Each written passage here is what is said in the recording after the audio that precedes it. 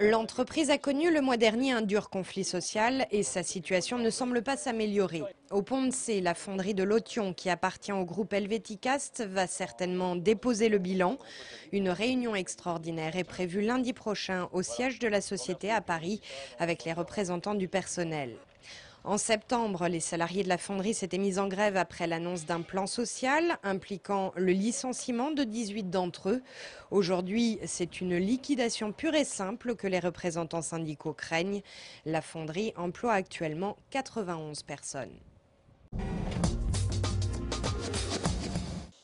Myriam s'en souvient comme si c'était hier, le jour où elle a appris en juin dernier que son entreprise, l'ETAS, allait réduire ses effectifs en 2011.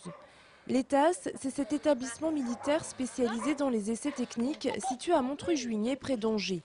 Sur les 420 postes, 60 resteront à Angers. Les autres salariés seront transférés à Bourges. C'est le cas de Myriam, secrétaire à l'ETAS. Pour l'instant, rien n'est encore sûr, mais elle pourrait partir dès l'été 2009. Un départ vécu par Myriam comme un déchirement. Je m'étais vraiment ancrée à cette maison. Moi, on s'est beaucoup investi dans cette maison. Comme je vous disais tout à l'heure, c'est un premier achat. C'est pour nous, c'était un départ, quoi. C'était un départ pour la famille, quoi. On a eu Rémi. On était déjà ici. On a le troisième qui est en cours. Et moi, j'ai eu beaucoup de mal à me dire, il va falloir recommencer, quoi. Recommencer ailleurs, dans une autre ville, un choix difficile aussi à accepter pour Chloé, l'aînée de la famille. Je voudrais rester ici parce que elle est bien cette école. J'ai une nouvelle maîtresse et elle est gentille. En cas de départ, le mari de Myriam serait obligé de quitter son poste de plombier. Autre sujet d'inquiétude, la vente de leur maison dans un contexte immobilier plus que difficile. L'ETAS sera le thème principal de la prochaine émission, c'est-à-dire avec comme invité le député Marc Laffineur et un représentant de l'intersyndicale. C'est la question que beaucoup d'Angevins se posent. Quand les sarcophages seront-ils enfin ouverts ? Normalement, ce sera la semaine prochaine, mais pour le moment, les archéologues ne se prononcent pas sur une date précise. Ce qui est certain, c'est que l'ouverture se fera sous une tente. Un écran géant installé place du Ralliement permettra aux Angevins de suivre chaque étape de l'opération. La première ligne du tramway n'est pas encore construite, que déjà se pose la question du recrutement de la main-d'œuvre. Afin d'anticiper les besoins liés au chantier, Angers-Loire Métropole a réuni cet après-midi au centre de maintenance du tramway une quinzaine de partenaires signataires d'une charte. Parmi eux, la NPE, la Fédération du bâtiment du Maine-et-Loire ou encore la mission locale angevine. L'intérêt de cette charte, c'est de convenir d'actions en commun entre tous les partenaires, l'AGLO, la direction du travail, les fédérations professionnelles des travaux publics et des bâtiments et du bâtiment pour mieux faire connaître les différents métiers, mieux sensibiliser les jeunes. À l'avenir, ce type de partenariat pourrait être étendu à d'autres chantiers comme la construction de logements. L'île Saint-Aubin a cet été rouvert sa ferme. En ce moment, cette parcelle refait parler d'elle et plus précisément de ses arbres.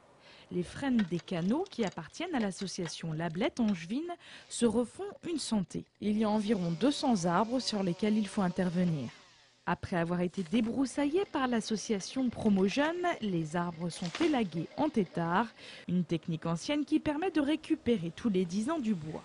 Donc des frênes qui ont été coupées à 2-3 mètres pour produire du bois de chauffage. Donc le fût de l'arbre restait debout et les branches étaient récoltées afin d'en faire du bois de chauffage.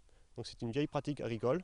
Donc on est ici sur l'île Saint-Aubin qui est un milieu rural et agricole, comme dans le reste des prairies alluviales des basses vallées angevines. Donc on fait en sorte de maintenir cette pratique agricole pour pérenniser les arbres têtards, qui sont des habitats écologiques très importants pour la faune sauvage des basses vallées angevines, notamment pour les insectes xylophages, pour les oiseaux, et c'est aussi un élément du patrimoine culturel et historique des basses vallées angevines. Cela faisait une trentaine d'années que ces arbres n'avaient pas été élagués. Cette coupe d'automne durera quelques jours cette année et quelques jours l'année prochaine.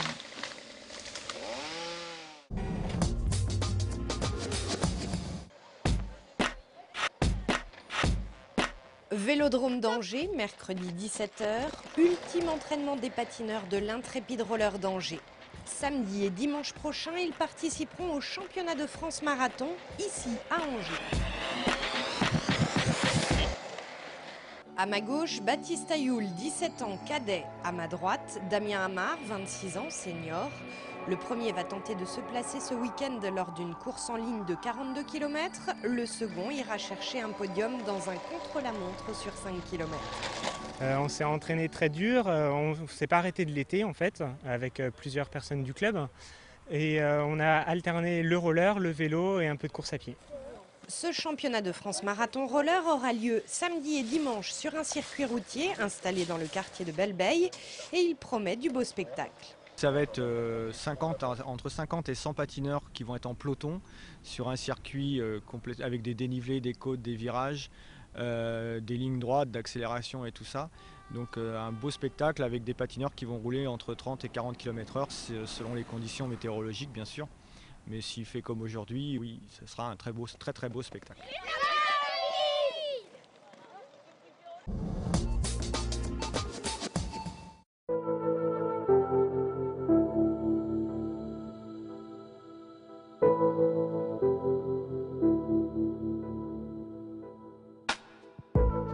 Comme chaque année, le Salon d'art contemporain d'Angers Triptyque ouvre ses portes. Dès demain, les visiteurs pourront découvrir dans 4 lieux le parking de l'Hôtel de Ville, le Grand Théâtre, la Tour Saint-Aubin et la Bibliothèque universitaire, les œuvres de 80 artistes. Parmi eux, il y a le sculpteur Bernard Morel. J'ai commencé à faire des espèces de totems paysages, mais il me manquait toujours quelque chose, quoi.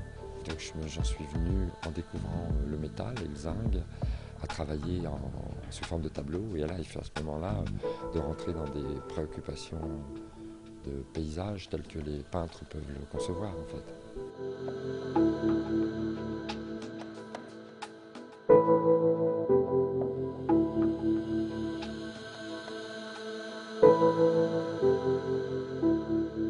L'organisation du salon nécessite un budget minimum de 150 000 € pour faire venir, installer et protéger toutes ces œuvres.